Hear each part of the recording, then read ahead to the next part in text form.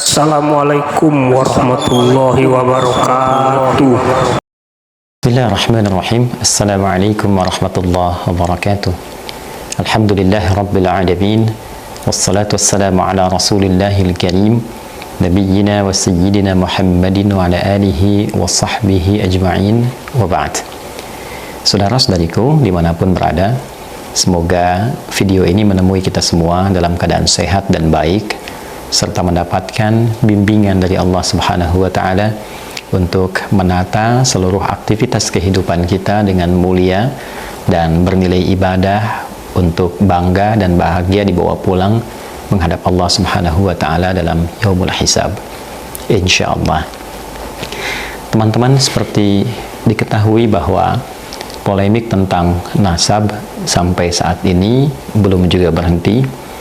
Bahkan disayangkan melahirkan berbagai macam hal yang sangat tidak produktif, baik perdebatan yang tidak berujung, konflik di media sosial, diskusi yang tidak terarah. Bahkan belakangan ini kita mulai juga melihat turunan-turunan konflik di media sosial itu ke dunia nyata, sampai terlahir tindakan-tindakan yang tidak kita harapkan.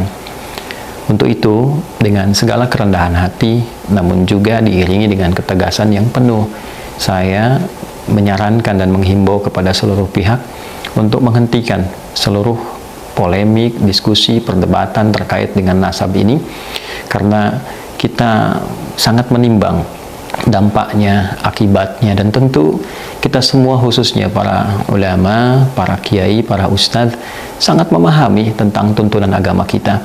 Bagaimana menghadirkan nilai-nilai keutamaan dalam menjaga kerukunan, islah, menjaga maqasid syariah yang 5 aspek itu. Dan tentu kita juga memahami untuk menyelesaikan satu persoalan ada tempat-tempatnya yang tertentu. Untuk itu, bila pun kita bagi dua persoalan ini, ada persoalan yang terkait dengan ranah ilmiah, ada baiknya kita selesaikan dengan cara-cara yang ilmiah, sebagaimana kita telah terbiasa dengan itu semua, khususnya dalam pembahasan-pembahasan fikih.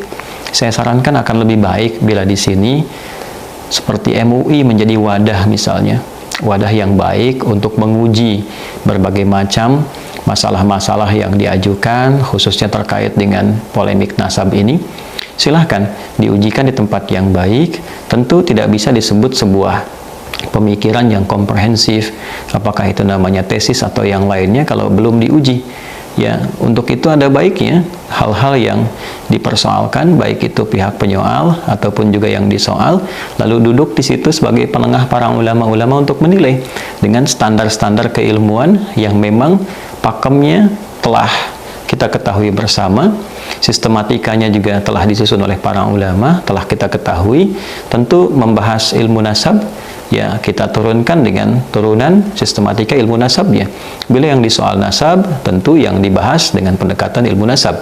Bila disoal masalah yang lain, tentu pendekatannya dengan kodifikasi ilmu-ilmu yang telah ada dan dihadirkan oleh para ulama. Nah, saya kira dengan metodologi seperti itu secara ilmiah itu sangat mudah didudukkan, sangat bisa didiskusikan, sehingga tidak menjadi liar. Setiap orang bisa bikin acara, yang satu buat podcast, yang satu membuat tayangan tertentu, sehingga benturannya terasa sampai di akar masyarakat, saling berbalas komentar yang tidak menemukan titik temu, dan ini terasa sangat mengganggu. Bila memang yang disoal ini masalah perilaku, masalah etika, tentu kita harus pisahkan. Nasab hal tersendiri, penyimpangan dari perilaku adalah hal tersendiri. Tentu bila ada yang menyoal, ini menjadi catatan secara internal. Pihak yang tersoal dari kalangan-kalangan tertentu ada baiknya mendata dengan bukti-bukti yang ada, video-video atau laporan-laporan, menjadi satu perbaikan internal yang sangat disyukuri.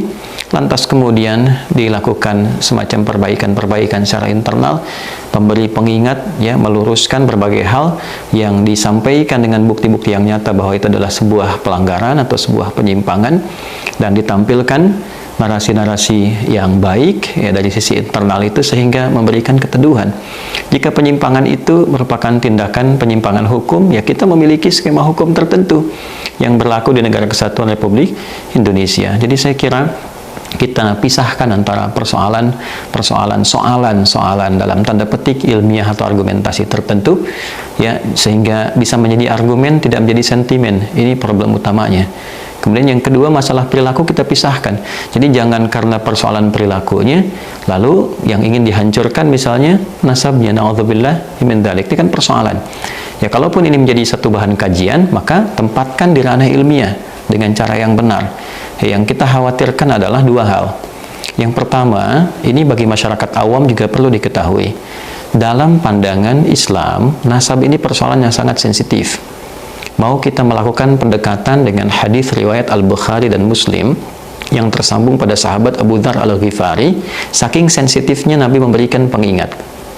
Jika nasab yang benar itu kemudian sengaja diputus, maka resikonya adalah kufur. Ma min rajulin idda'a, tidaklah seorang lelaki mengaku li ghairi abihi, kepada menasabkan sesuatu kepada yang bukan dari bapaknya, jalur nasabnya, fahuwa kufrun, maka dihukumi dengan kufur. Ya, jadi kalau ada seseorang yang dengan pandangan tertentu mencoba memutus nasab seseorang yang sudah valid, tercatat, terbukti, dan ternyata nasab itu benar, kemudian mencoba untuk diputus, maka resikonya kufur. Ini kan masalah. Nah, kemudian juga dalam hal yang sama, ketika ada seseorang menisbatkan yang bukan kepada nasabnya, maka falyatabawwa maq'adahu minan nar. Kalau seseorang mengaku-ngaku bagian dari nasab yang bukan nasabnya, maka tempatnya di neraka.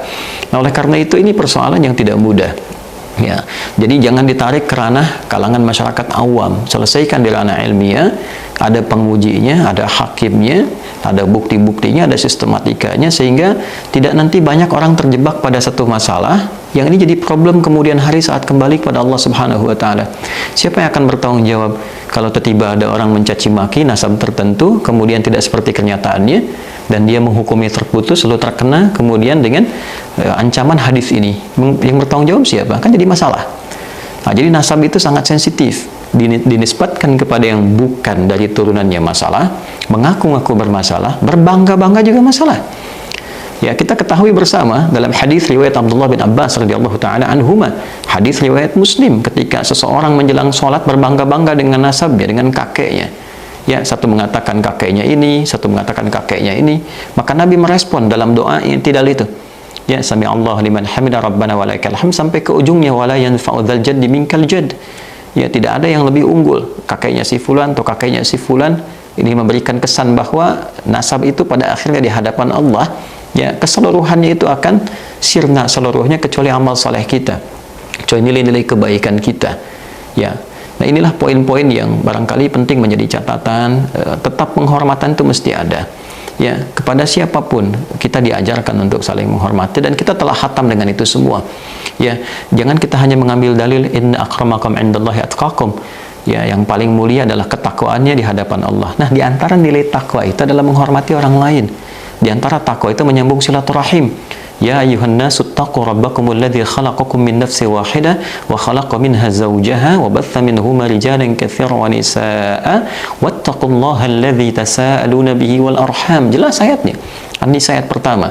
Hai semua manusia, tingkatkan takwamu kepada Allah, Rabb yang menciptakan engkau dari bapak yang satu, kemudian ada istrinya jadi ibu kalian, ada Adam, ada Hawa, menyebar jadi keturunan, ada laki-laki, ada perempuan. Bertakwalah kepada Allah yang dengan itu kalian meminta untuk menyambung silaturahim. Jadi menyambung silaturahim, saling menghormati, saling menghargai dengan siapapun, bagian dari takwa. Nah, ini kan agak miris kita mengambil narasi takwa untuk mengatakan yang paling tinggi di hadapan Allah adalah ketakwaannya, tapi saat yang bersamaan juga ada sifat untuk mencela orang lain, mencela nasab orang lain. Ini bukan sesuatu yang proporsional. Jadi mari sekali lagi, saya tidak menjadi pribadi yang lebih baik dibandingkan dengan masyarakat pada umumnya. Kita semua punya kekurangan, punya kesalahan, punya celah, itu pasti. Tapi akan lebih baik bila kita dudukkan itu semua menjadi sebuah energi untuk saling menguatkan, membangun silaturahim. Alhamdulillah, dengan adanya dan Allah izinkan isu ini terangkat, tentu kita akan punya banyak hikmah. Hikmah yang selama ini tidak bisa kita dapatkan. Di antaranya apa? Hubungan silaturahim antara habaib dengan generasi yang wali songo. Masya Allah, dua-duanya adalah generasi mulia, kontribusinya tinggi ya, dalam konteks kehidupan berbangsa bernegara. Ini saatnya bersatu. kemudian membangun tali ukhuwah yang kuat, bersinergi membangun bangsa, ya dalam situasi global yang tidak mudah saat ini. Tantangannya banyak, masyarakat banyak masalah, ya banyak persoalan lapar, persoalan moral. Nah, kalau sekarang pertikaiannya ada di unsur-unsur yang setidaknya harusnya menjadi teladan, kan jadi masalah yang sangat repot. Oleh karena itu saya ingin mengembalikan sekali lagi bahwa mari kita bedakan persoalan nasab ini dengan persoalan perilaku. Ya, kalau memang ada perilaku yang menyimpang, maka kita tempatkan tempat persoalan etik, persoalan moral, diperbaiki, internalnya diperbaiki. Bila ada masukan kepada habaib dan ini nyata, ada pembuktiannya, dengan segala kerendahan hati, diperbaiki di internal habaibnya. Bila memang ada penyimpangan terkait hukum, diproses seperti Nabi mengajarkannya.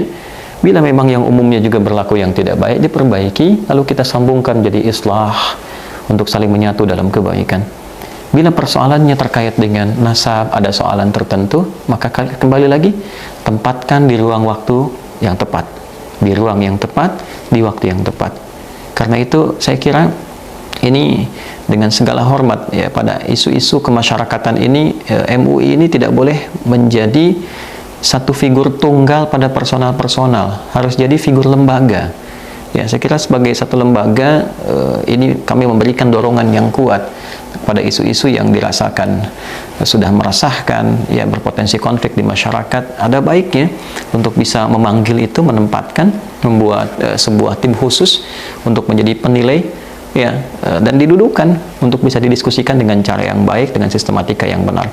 Ini sudah tidak produktif, ya, apalagi juga sudah mulai muncul komentar dari ulama-ulama dari luar, baik yang diinfokan, dibawa membawa komentar. Ini bukan hal yang baik dari sudut pandang manapun. Maafkan saya, tidak ada maksud apapun kecuali untuk menyayangi semuanya. Saya menyayangi seluruhnya, Wali Songo saya sayangi, habaib saya sayangi, para ustadz, para kiai semuanya.